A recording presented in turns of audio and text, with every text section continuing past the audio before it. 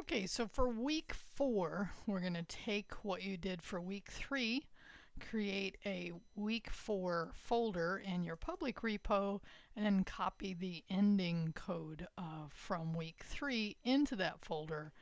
And then update the title to week 4 CSS group work. We'll do a little HTML as well.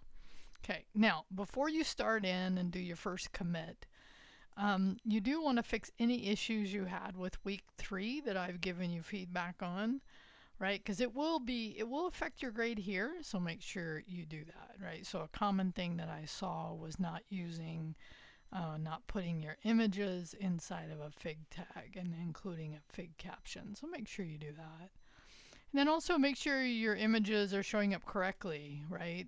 Once you set up and copy that ending content.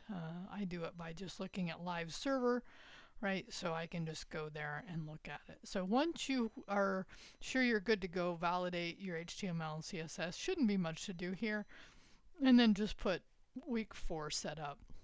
Okay, so here's what we're going to do. We're going to do a little bit of work to your HTML, and we're going to do a little bit of work to your, actually more work in CSS, because that's really what we've gone over mostly here. Okay, so for the HTML, we didn't do tables last time, and we didn't do forms. Okay, so write, or not write, but I would actually say use ChatGPT, and that's probably what find would be. You can write it if you want. For 2 places in your pages where you would implement tables. Okay, now you can style them with fun colors and layouts. Now let me give you a heads up here, because I realized this as I was looking at it. When we do the CSS, I'm going to have you create a color palette. So if you wanted to now, while you're styling this with the different ways we learned how to style tables, you could go ahead and look at your palette. Like I went to this site, and you can just hit tab and find a palette you're going to want to use, at least for this work. And then use that for your colors. Now if you don't, you'll end up updating that later, so just know that if you play with it now, that's what will happen. Okay, and then some kind of layout. We talked about how to lay out tables, so make sure you play with that. So, and again, 2 places in your pages. Now you could do this in the about, or in the, since it's 2, maybe you do 1 in the index and 1 in the about. Okay. Now on the about, you're also going to create a form. Use at least 5 of the different inputs we covered, and then use the HTTP bin on the action so that when somebody submits the form, and include a section where you discuss your understanding of the output of the HTTP bin. Okay, so somewhere in that content, just write that so that we know you understand the output of when somebody hits that. Okay, now I did, and I should actually take this off because this was from last semester, but Dave mentions the div tag. So really try to stay away from as much as possible using the div tag. Okay, we've learned other ways to style, so you definitely want to do that. Other elements to build out our pages with. I mean, if you have 1, maybe, but I wouldn't have very many. Okay. Okay, so make sure your code validates and then commit with tables and forms. Now, in your CSS, and this is probably where the bulk of the work will come, is now I want you to create a folder in this W4 directory for CSS and name it CSS. Okay, and then move, or most people had already created it, but your style.css to there, and then make sure you update the link tag in your head of your HTML, because if you don't do that, your CSS will not be updated to your page. Okay. So do that step, and then here's where I gave you a little preview, is go to colors, right? And then figure out a color palette you kind of think would be something would be fun. Again, I go here, I hit spacebar, go through here. Now, way I'm going to have you do this is I'm actually going to have you create a new page called sitemap.html, and on that page, make sure you include a link to the index and to the about. So it's kind of like the same idea of what we've used, right? That menuing concept. Some of you included some of your section content, your name, your anchor, page anchor, which is fine, but just make sure on that new page that you're going to create, you have those links. And then play around with different ways to show your color palette. Now you could do, I mean, you could do H1s, you could do P tags. I mean, we've learned different ways, and play around with how you would do that. Now, they do give you some options here. I would really prefer, and what I mean by that, if you were to look around here, you can see, I think, where was it? Oh, export, view, export. I could export it and I could give a CSS, but to me this just is like a lot of CSS that makes it hard to look at. So I would say, you know, you have now the color, figure out a way to include that somewhere, as maybe, you know, we've learned the box model, we've learned how to do a background color. So play around and have some fun with doing that, right? So, and then an update in your index. Once you have that with your color palette, update that to be in the footer of your index file to be a link to the sitemap. If you didn't include a footer, make sure you do it this time. Okay, so this now this next item is really going to come from, and this is what I did to review for this video, is I went back and I looked at first all the things that we learned on this week 3 CSS and week 4, right? So what you're going to do here, and this talks about colors, so we're doing that as well. This talks about specificity. I'll talk about that, and inheritance. So what you want to do, and actually let's just kind of look over also the one you've just completed this week, because it has more in it.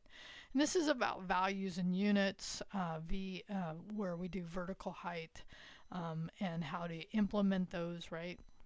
And then we learn about the box model, so important. And I did put some comments on here, right? So your css.md file is really helpful as we move into this, but you'll do margins, right? And I'll show you how I'll have you do something with the box model in a minute. You'll do padding and border notation, radius, create a circle somewhere on your page, right? And then text declarations, more on fonts, right? Pseudo classes on links, right? So you're going to implement all these things somewhere on your page. And really the idea, and this is what I want to impose or help you understand, the idea here is really just to see if you know, how well can you apply what you've learned. It doesn't have to be beautiful. I know some people want their pages to look gorgeous, right? Well, this is part of what you learn over time. Right now, you just want to see, can you implement these things, okay? This is what I'm talking about here, right? So here's what you want to do, is using most of what you learned in 3 and 4 and the code-alongs and the skills and the best practices for setting up rule sets and declarations, right? Implement using your color palette, right? The things in this code-along, right? Now, document your CSS with comments that describe how the rule set is used to style the element on your page. Right? So that'll be an important part. So here's just a brief example. I was playing around with mine a little while ago, and on my body I was like, okay, so here's, right, here's just a brief. Now the more declarations it has, the more you probably want to play around with that. But I want, and if you're not sure, by the way, you know, do your best to write your understanding. But if you need some help, you can also use chat to help you, right? So you could go over to chat and see if it could help you do a better job based on the declarations. You know, do that. And again, you want to have a good understanding here. I don't really want to see chat's output, but you can use chat to help you understand that. But an important part of what I will look at is not only is your CSS valid, right, but how was your descriptions. Now, in doing this work, right, in doing updating this and styling your page, find something that really shows how well you understood the box model. Okay, now I've already talked about how to resize print screens, but you'll take a print screen of the box model. So if I was in here, and this is, by the way, this is a page I haven't updated with these requirements, but here's the box model. Remember, if you don't see it, depending on your page layout, you'll take a print screen of the box model, right? And then what you will do with that, once you now find a good example of where you feel like that box model help you understand how that specific rule set was being used, right? Or that item is being styled. And what you'll do is modify it, because when you take a print screen, right? When you take a print screen, it's going to be as large as your resolution. So modify that to maybe be like 640, and maybe this is something I'll talk about in attendance. We'll see. I haven't done attendance yet, but you should at this point, because I've talked about images and how to modify their sizes, right? So something like 640, I probably should specify that, and I probably will here. And then include that image in your site map, right? So maybe below the colors, right? And then on the site map below the print screen, write a description of how this specific part of your page can be understood using the box model. So write a little content. And then on the link, oh, actually it should be on the content. Sorry. So then on the content, or sorry, and actually I just reversed these. It should be then on the link, then on the content link to the sitemap.html with an anchor link below the image. So we've learned how to create these anchor tags, right? So I'll reword this, but basically what you want is in your, whatever you're describing, right? Wherever you've chosen something to talk about, right? Wherever that is, maybe it's below here. You could create a link somewhere that links to a print screen of that sitemap that then talks about how the box model is used to describe that.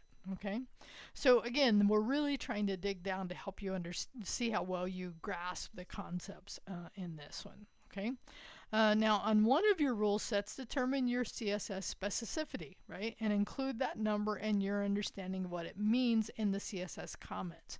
By the way, CSS comments, right? You can do, and we've learned how to do comments, so use those to do, of course, your documentation, right? So make sure your HTML, your CSS is valid. You probably won't be updating your HTML here. You could be. Actually, no, you could be, now that I think about it, because you're going to be applying.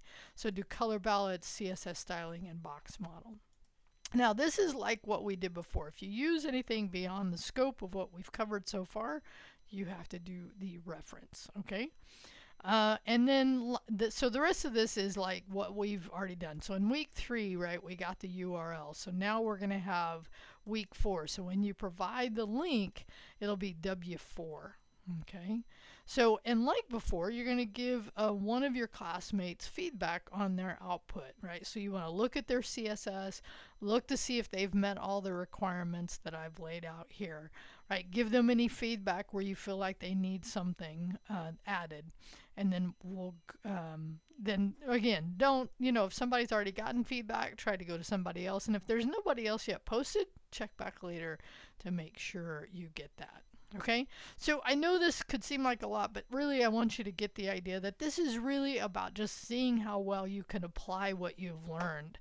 I will look forward to seeing your outputs, and I'll talk to you later.